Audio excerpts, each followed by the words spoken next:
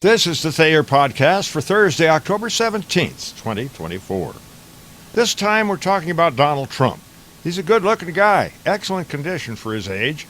He has a strange sense of humor, makes fun of himself as well as others, and he's an experienced businessman.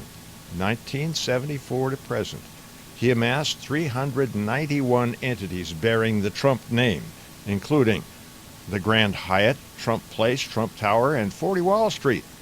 His political experience limited only to the 45th U.S. president from 2017 to 2021, if you include all the elbow rubbing he's done for the last 500 years. He's 78 years old, born June 14, 1976, in New York. He's 6'2", weighs 240 pounds. His net worth, including his wife Melania, according to Forbes' estimate in 2024, is $3.8 billion. His gross income, including his wife Melania, according to their 2023 tax return, was $78 million. The Trump doctrine is conservative, but it also reflects his ability to empathize with folks everywhere. Donald Trump is the darling of flyover country.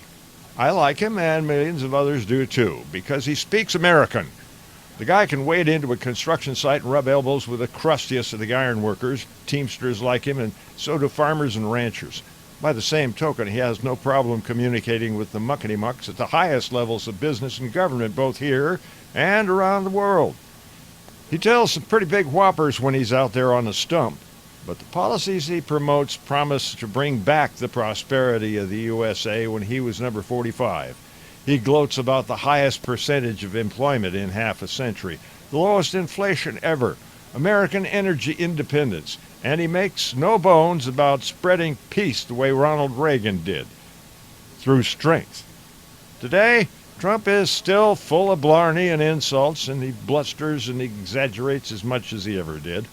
And about half the country doesn't like him personally and just roll their eyes whenever he has something important to say. The fact is, when you ask them straight out if they're better off today than they were 4 years ago, most people just scrunch up their faces and shrug their shoulders.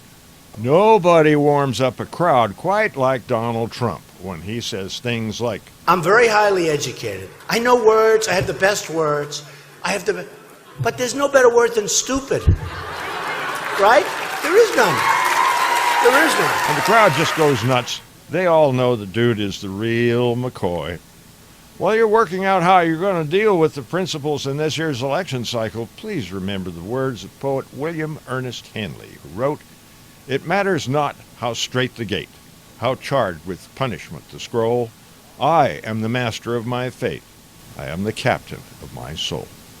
Improvise, adapt, overcome. Simplify.